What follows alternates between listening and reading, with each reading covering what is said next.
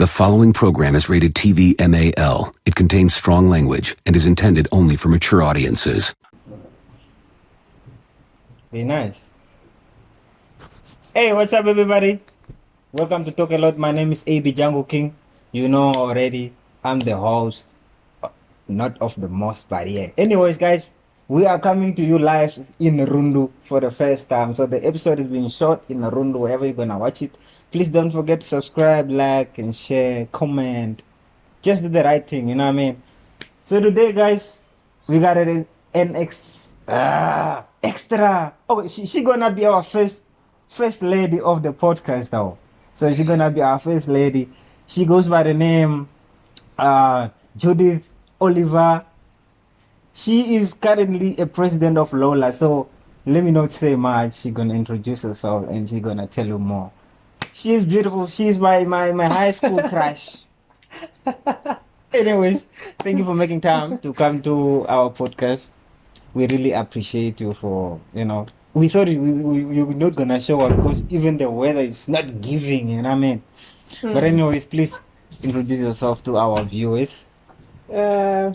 Good evening to all the viewers watching us live today, this hour, this evening. I here go by the name Judith De Oliveira. I'm the national chapter president for Lola, Namibia, which stands for Ladies of Liberty Alliance, in short. Okay. Yes. Did I say Oliver? Where did I get yes. that? Damn. My bad. My bad. Okay, so that's that. Okay, like, what is your whole bio like? You said you are president of Lola, Liberty of what? Ladies of Liberty Alliance. What is that? It's an organization for females advocating for women in leadership, to be specific. Okay. Yes. So now, that is in short. Is it a Namibian organization thing, or how do you guys even get this thing? Because I even saw one that you are running, that people should vote or something. I don't know that one. Yes. Lola is not an African established organization. Its origin is from the Europe, Asia area. Okay. So it's now they feel like they need to, branch out in different countries. So that's when I came to know about it. So you are the president? Yes. Of Lola? Yes. When did you become a president? August. And I saw you post that you were in Rwanda. Yes, I was in Rwanda. So what were you doing there? In Rwanda, I was doing. I went for a conference. For AUSP, which is African Union Student Platform. Oh, okay. That's what it stands for.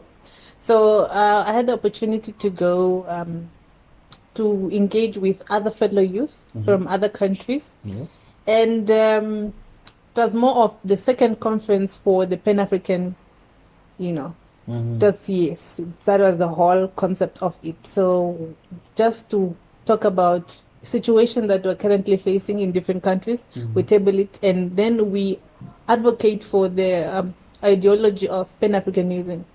One Africa, one Namibia, like we want the one continent type of relationship whereby if I need to go to Angola or Zimbabwe, I don't need to go with a passport. Passport, yes. We want to advocate for the African states. African states. Yes. So that is the whole idea. We want to be independent. We want young people to stand together, not just cause division by saying I'm a Namibian, she's an Angolan, but we want it to be more of a one continent. Yes. Yeah, because we are more powerful once we are together than divided as I'm from this country, I'm from that country. That's why we see USA is the most powerful continent, because states, I would say, because most of the states are combined are within. Like, then Yeah. it becomes one. So that's how powerful they are. Mm-hmm. And us, the reason why they are dominant when it comes to our continent is because they've seen division. They've seen that Africans want power, are hungry for power. So everybody wants to lead. Everybody wants to do this. Everybody wants to do this. At the end of the day, There's hatred. Yes. Once they see the loophole of division, it's easy for them to be like, they see it as a target, or they see it as an opportunity for them to reinforce their own beliefs and ideologies. True. Oh, okay, that's nice though, but before we go into that, since it's the first time that we are having you on TalkAlotPodcast, so can you please tell us who you are, where you from? Cause yeah, Okay. What are you studying? studying like I believe you even finished, right? Yeah. Okay. Nice. I forgot that one. Yes.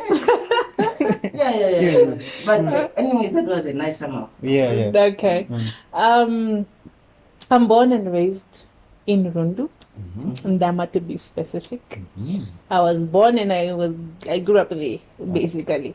So I did my primary, pre-primary at there's a kindergarten next to St. Jovita. It's more of a Elson type of kindergarten. Christianity type. I forgot the name. That is where I attended my pre-primary phase. So after that, I moved to Ndama Primary School. That's when that's where I did my grade 1 to grade 6, and then grade 7 I did it at SB, which is Rundu Senior Primary School. Then grade 8 I moved to Kamnoko Senior Secondary School. That's when she started becoming my crush. So my journey of leadership started, I think, I used to be involved in, my mother used to work at New Start back in the days. So they had a program for young kids from the age of 6, I think, to 16 or 15, somewhere there. So the program was called Youthany Child 9 Radio. So the Youthany Child 9 Radio was just to educate little kids on teenage pregnancy, the abuse of alcohol and drugs, these societal issues that we face on a daily basis, abuse, and the topic that we're talking about, gender-based violence. So they had a various thing, like how should I say? It's an area where they want to motivate young women and like young boys at that age to whereby we would do certain projects of educating us. Yeah, that's their role. And number 2, also making us do interviews. Like you used to go on the radio. Yes. That I think I started doing that. While you were in high school? No. Oh. Primary. Oh. Age of grade 6. 8. All right. I'm not grade 8, but I was 8 years old that time. Okay. So I had the chance to get to a point whereby I was they had to divide us so that they take us to different ministries. Please. Depending on the topic that you want to interview somebody. So for me, I think I was given the topic of teenage pregnancy. I still remember till now, teenage pregnancy.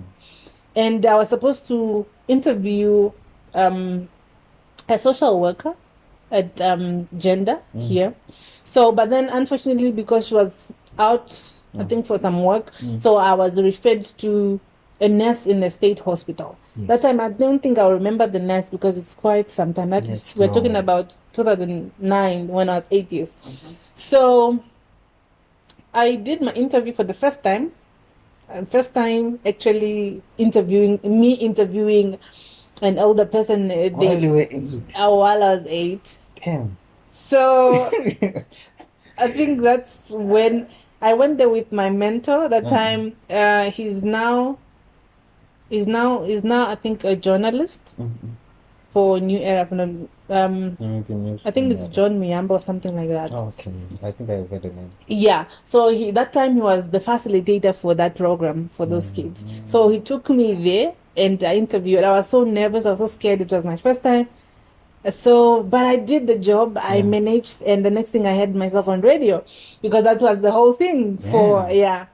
So I think that is when this whole A little bit, NGO yeah. started in. Yeah. So that's when it started. So even when you came to Kamnoko, you were SRC. I was like, ish. So after primary, now I moved to Kamnoko Senior Secondary School. Yeah. And I used to be part of various clubs, I think in grade 8. And in grade 8, I had the opportunity to... Oh, I thought you... Okay, it's fine. In grade 8, I had the opportunity to be part of the I think it's an organization that was called Boys and Girls Club, but it was at school. So it was a club. Boys. So I was part of that group as well. And the whole aim for the group was, the theme of that year was choosing to wait, or choose to wait. So in other words, they're actually advocating for young girls.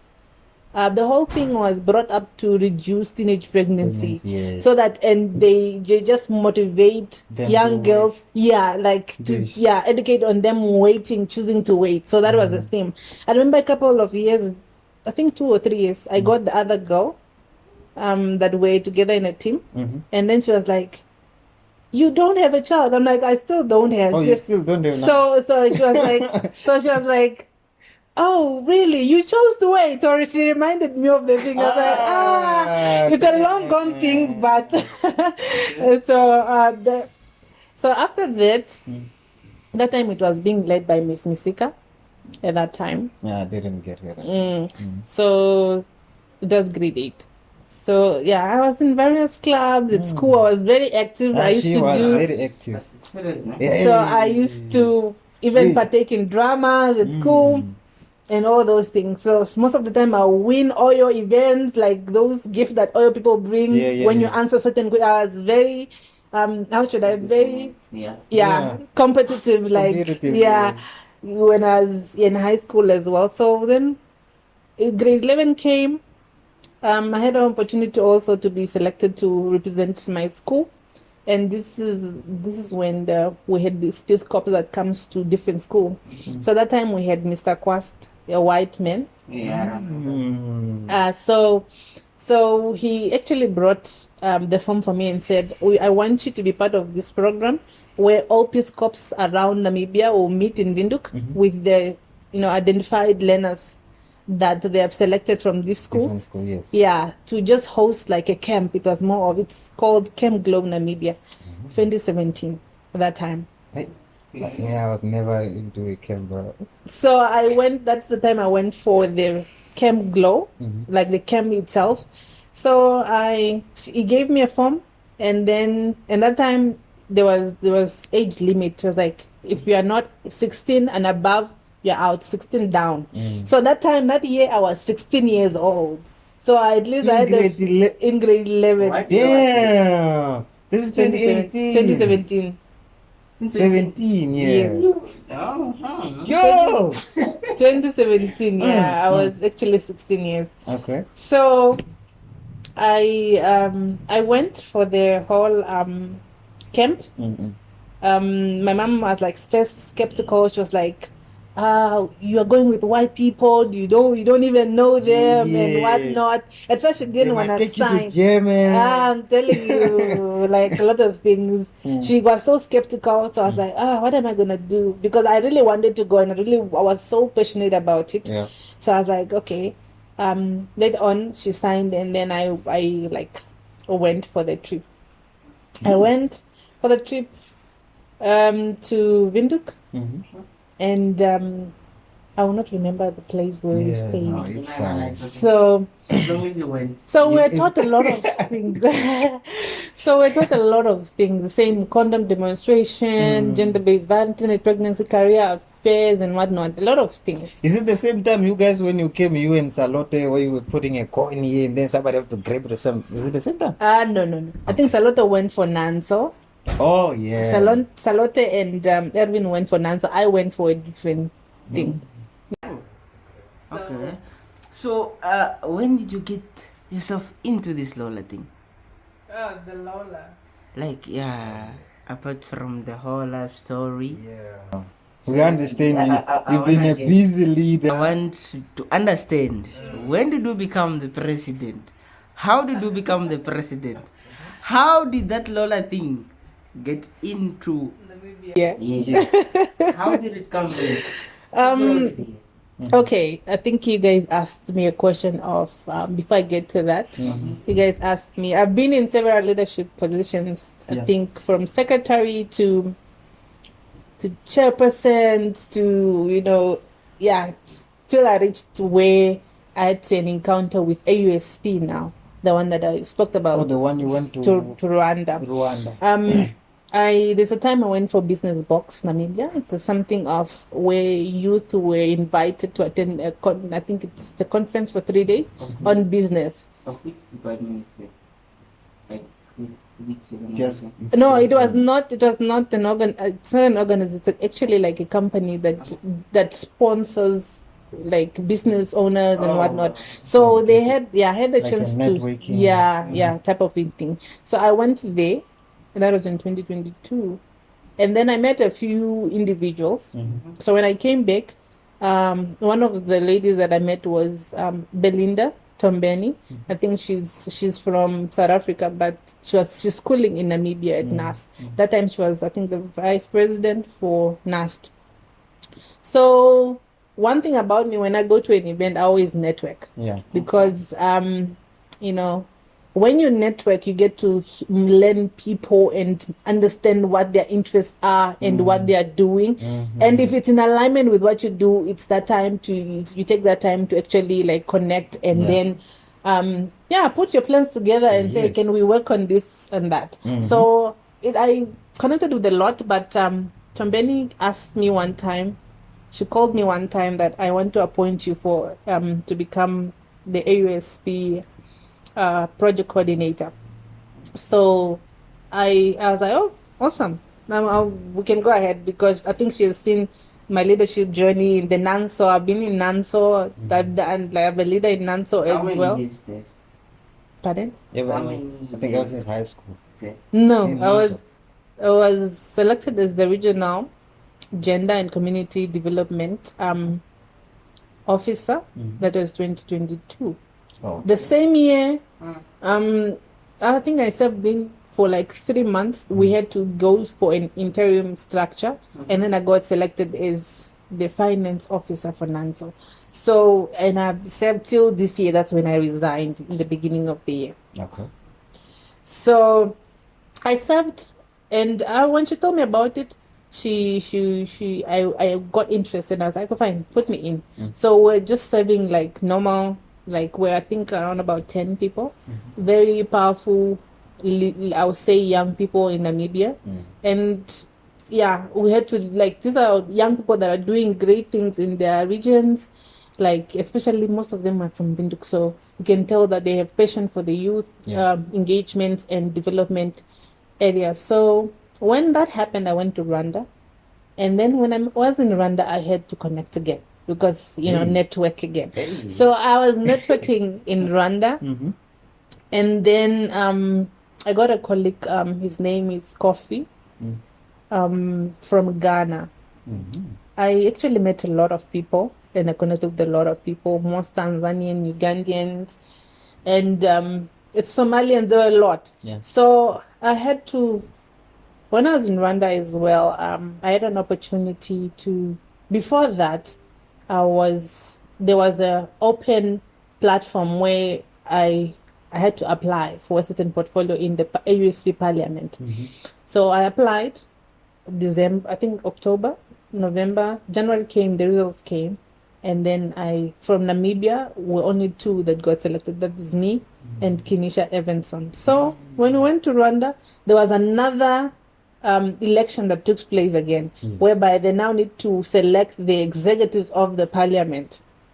So we had manifestos and everything, the normal thing, actually doing a whole manifesto in the whole election in a different country with different people that do not know you. So it was quite challenging. The competition was high. So after that, I became the vice chairperson of the parliament. Then, and my colleague became the vice speaker of the. That was this year. She's been busy though. Something like that. She's been busy. Yes. So after I got selected, we came back home now. But we had contacts of our colleagues and whatnot. So this other lady, Mr. Coffee now, who was also part of the honorables, the parliament. So one time, after we met when we left, I think some days passed, and then he reached out to say, there's an organization called AYLF. So this is the African Young Leaders Foundation. It's also advocating for, young leaders in Africa and whatnot. So I was like, okay, interesting. So he shared it with me. I shared it with the other colleagues, and there came a time where now I had to go for elections again. So selection is basically like you apply for the portfolio and whatnot. And that time it was the portfolio of presidency and vice president. So I went for it, and one of the guys got the president and I got the vice president, and that was somewhere in March. So I took it, and then we have been working together. And in that structure, there is an international structure for that matter, and the way you find the founders and whatnot. There is a secretary, deputy secretary for AYLF. She's a female. Her name is Mary Joyce Takali, and I didn't know she was part of what is this? Lola.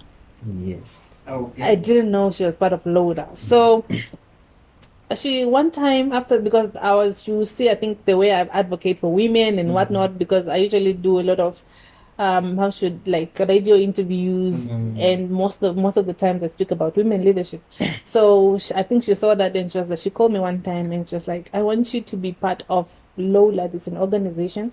And then she gave me a brief overview of the organization. Yes. So I was like, oh, interesting, because before that I wanted to start my own organization with the same objectives and mission as Lola. To start your own? Yes. Damn. So I had to put it on hold because, an organization is a lot of work. Yeah. It's a lot of... And you need investment also. Start up with a new structure. Yeah. I'm gonna put in the structure. You wanna be in? No, when you think of it, she wants to start her own thing. Yeah. How is she gonna trust them? So yeah, then Lola came to mind, and I saw the fact that I advocate for women in leadership. It was going hand, it was like this exact same thing that I wanted to do. So she told me about it in July, and then she said, I will let you know, I'll inform you once we actually sit with the African leaders. Then we can come up with a date. So we meet you as well personally, and then share the whole, objectives, vision, goals, and everything of Lola. So I think we waited for almost, a month or so. August the 8th, they scheduled the meeting. I attended the meeting, and then I was informed. Then from there, they told me they are signing me up. Like I should sign Lola documents, become Just like that. Just like that. Straight from something, just the president. Out of nowhere. I don't know. I think you're blessed. I think you're blessed. But then, But you deserve it though. yeah, she really does deserve it though. But Just by listening to the whole history, because maybe you if can. you look at it, all the way or the steps that you go through, you're just being appointed to be someone that's ahead of others. Yeah. If there's a story that I know, you could have stepped to a position of, let me say, a treasure, something like. Yeah. Just I a started from there. You started from I started from there. Damn. It's just that if I have to speak of all the little Yeah, it's gonna be long. it's Yeah, gonna but be then- quite long. It's gonna be It's quite gonna long. be Because I started then- from volunteering. When I was in Youth and Childline Radio, the same to thing. But okay, for how long have you been in these things of you being leaderships? She said starting from It's at No, at like- age of 6. No, when she No. started taking it too serious, Oh yeah. When and you now get I'm into it, seeing myself. I think I can yeah, do I it. can do it, and I need to. When I Yeah. did properly. Okay, I think the first time I discovered that I was a leader, that was in grade 11. When I was a class captain, and then later on, I went for the election, as well. This SRC. LRC type of thing. So I got the position of LRC that time, and Yeah. Then I was not really kind of sure. That is the first entry Mm. into leadership, to be specific. Yeah. So after that, I went to varsity, and my first university, I shied away from leadership. I did not want to do anything regarding leadership because it's something I was exposed to, and then I was like, am I ready for it? Might Oh take your yeah. time also. So, but the fact is that it kept dragging me to Yeah. people that are SRCs. When I went to campus, like I had most of my friends were SRCs. People used to assume that I was also one of them. While I was not. So they started like, pushing me like, you need to go. And then 2021, that's when I went in, like, campaigned for SRC now. So I didn't make it, unfortunately, because we're like 4 in one portfolio. So competition. the competition was quite high. So I didn't make it. But then I met the student councillor there, and she was like, Judith, I love your speech. I love the way you are so confident and the way you put everything out there. Your speech was awesome. Even if you don't make it through, I want you to be part of the peer educators. The peer educators are also part of a committee on campus that do counseling, that do various things, the SRHR and all these things. So that same year, after I did not make it, the following year she was like, I want you to be part of the peer educators. And as soon as when I entered, I got elected as the vice chairperson of them. And then the following 2023, I got elected as the chairperson now for this. Yeah. So I served for 2 years in those 2 portfolios. And then, I won my first award as the most active peer educator on campus, which is Rundu campus, to be specific, that same year. So it was quite an achievement to me because one of its kind. And you are still young. Mama was so proud of me. Hey, too much. Yeah, I think that's when, and then later on, I think I started venturing because one thing about me, I look forward to where I'm going. Yeah. I served from small structures as committees. Then I went to regional structures in Nanso now. After regional, I went to areas which was national structure. And then after that, I went into like a hall. That's when I started getting appointments now to represent Namibia in different organizations because of the zeal and the passion I have for leadership. So that's when Lola came. That's how Lola came. So Yeah. Here is quite a long journey. So let's just get back to our main topic. okay. So our main topic is GBV, which is gender-based violence. Can you just brief a bit our viewers, like what is this gender-based violence, and what type of GBV do we have? Okay, the types Do of people? Yes, please. Gender-based violence is the harmful act towards an individual. This can be any gender, can be both ways. So as long as what you are doing to the person is affecting them emotionally, psychologically, or physically, has like a very severe impact on them. Yes. It's violence. Like you are violating someone's rights. Yeah. So in other words, just in short, in my own opinion of what I feel and believe gender-based violence is all about. So the types of gender-based violence, as I mentioned, you find physical, emotional, psychological. Yes.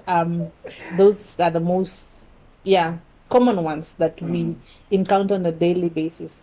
Okay, by use, I don't know now. You being the one advocating this gender-based violence and being the president of Lola, and I saw that you guys had what is it?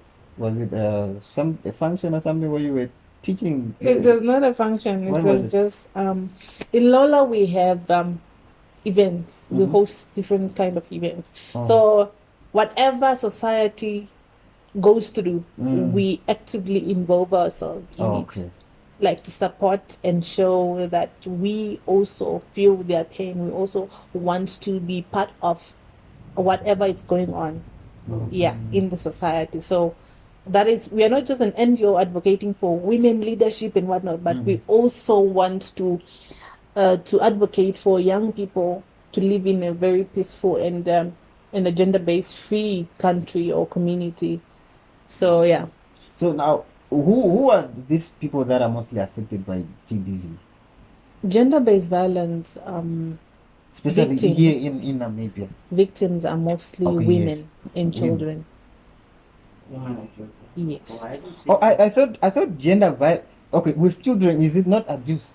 Or is the same thing? It's the gender-based violence. So it's an abuse. It's violence is abuse at the same time. Okay. Yes. So you're saying it's women and kids. Yeah, because the question is mostly, isn't Yes, it? yes. Who are mostly affected? This physically, and from the statistics that have been shown, women and children are the ones that are constantly abused. We tend to hear more a child at this age 3, 2 was raped. These are things that we constantly hear in newspapers and we constantly see. Every day. You see. Yeah. So that really shows that which are the majority of people that go through this. But then, how do you guys feel when you hear such things?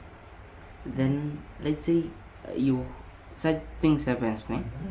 Then at the end of the day, it repeats itself. Let's say 2 times, 3 times. How do you guys go about it? Yeah, like, how do you guys feel? Like, let me say for you now, do you guys have maybe, okay, since you are the president, you don't get the pressure like people are, and then you have to maybe do something. The pressure, But then you can't because the pressure is there. Lola is that's what I'm saying, it's an NGO. But it has a specialty, and it specializes in where we talk about leadership, grooming young girls to be leaders. Why? Because Lola has understood that women are less found in leadership structures. Like you hardly, if we look at structures where maybe it's parliament or whatnot, and then you can easily count how many, or a structure of people, like of a certain organization, you can count like how many women are. Yeah, because they are not found there. We advocate for women to be empowered and whatnot, but in the aspect of leadership, they're not there. Confidence, most of them lack confidence. They are full of insecurities. Most women. But as you're speaking that you can count like women's in certain things. Do you know that in school, like the dropout of males is higher? Like if you go in a certain class, you find a lot of girls. Yeah, no, that is a different thing. Oh, that's a different thing. I'm talking about leadership. Lola is more on leadership, of training people on leadership. That is what Lola is all about. More specifically. But do you see them engaging into it? Like them being able to realize and accept of what you guys are doing for them? I think it's a work in progress. Okay. It's still not, since it's still a baby. Oh, the Lola thing. It's still a baby. Okay. So I think it's operated for since August. So it's just recent. This year. So it's just like 4 months in. You see, so the year just went fast. So we couldn't really do much, but we not really. So we don't just focus on leadership more. We also have other external issues whereby which one of them is gender-based violence. We also work with the disability, impaired learners as well. Since you guys started in August, right? Let's look at how things will go now. I heard you like looking into the future. You also want to face into your future. The year's gonna end.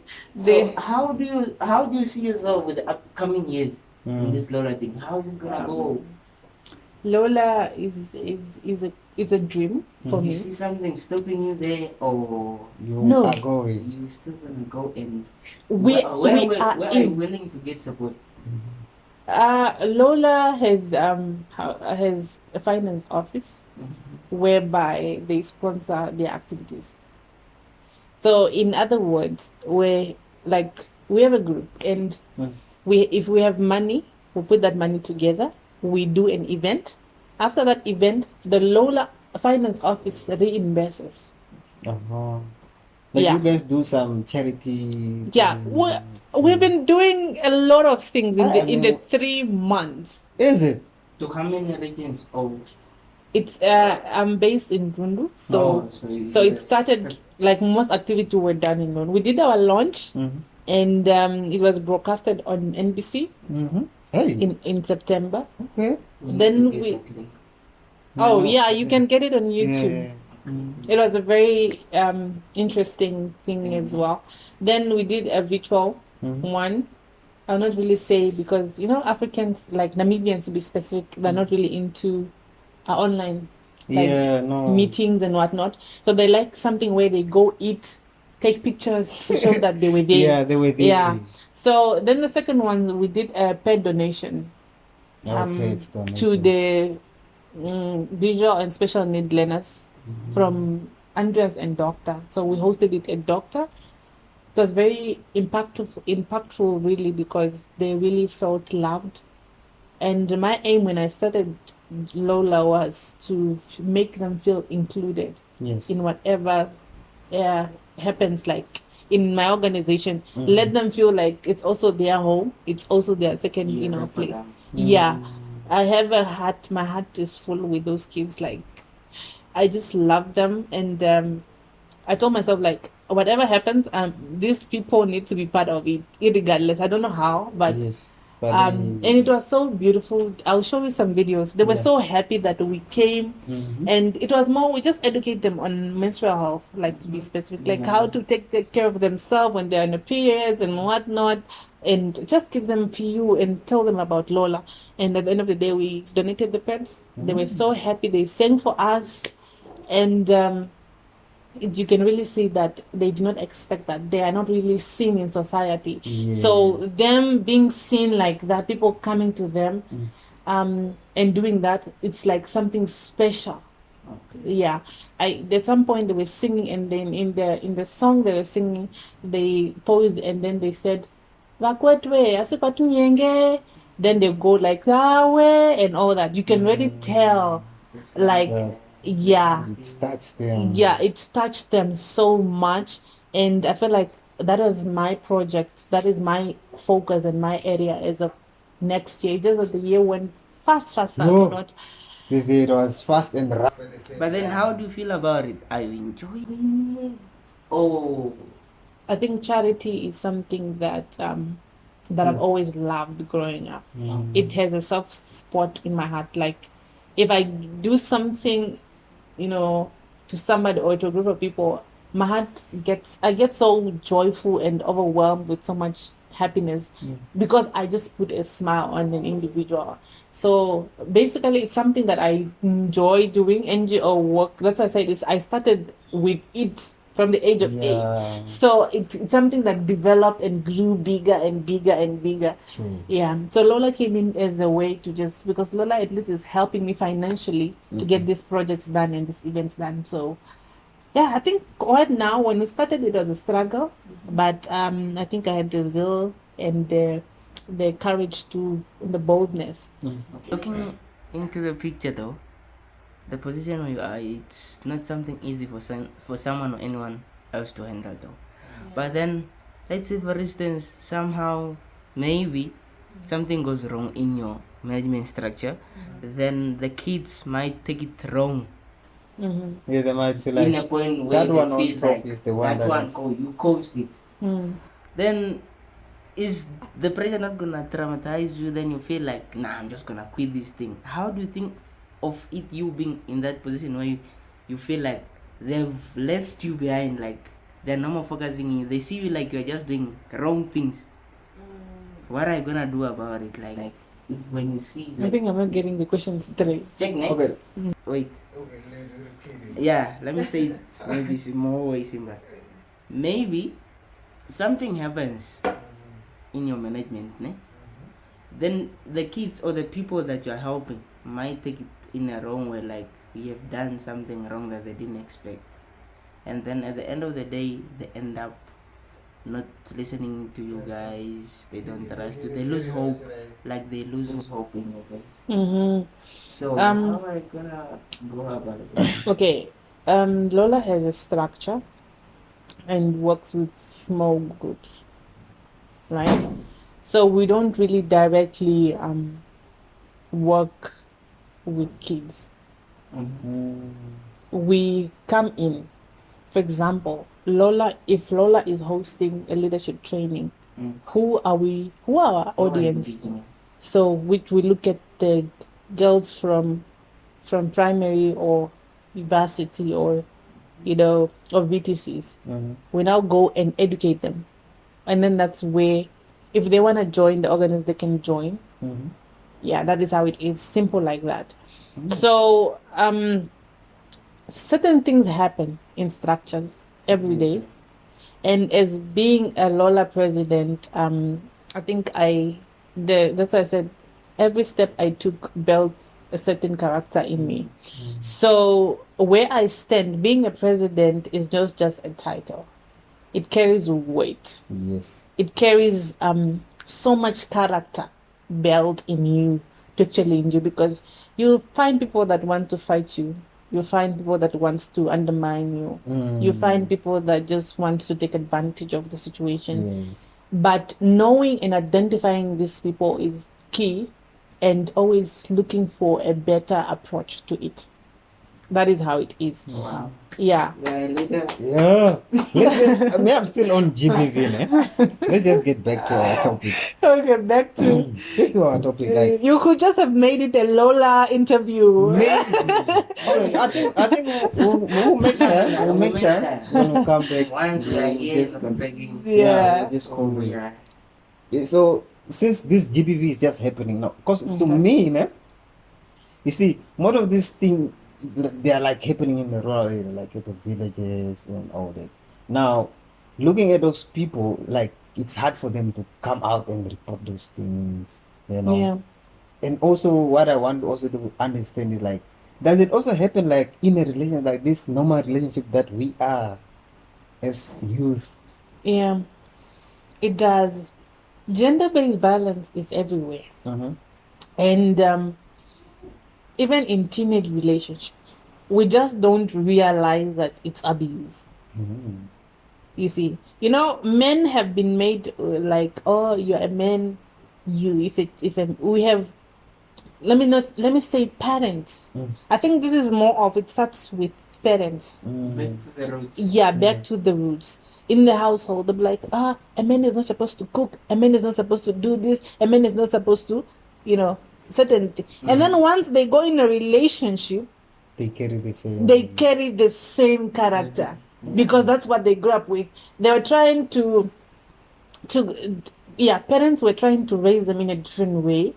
So now when they uphold that belief or norm, they go with it into a family. And when they start their own family, they'll be like, if a wife say, babe, help me with dishes, say, problem. Yes. Slap, Abuse that. They're like, you're disrespecting me because where I come from, we don't wash, we don't do this, or we're told, men should not feel emotions and whatnot, because that's what they uphold, that's what they grew up with, that's what they grew up seeing. You see? Yeah, but I mean, if I marry, why do I have to cook? You must cook more. No. There are certain times women are also overwhelmed with work, overwhelmed with, as I said, women go through 4 phases a month. Yeah. So I don't know that one, but it's... yeah. Oh, you know it? Okay. So there will be a time where she's not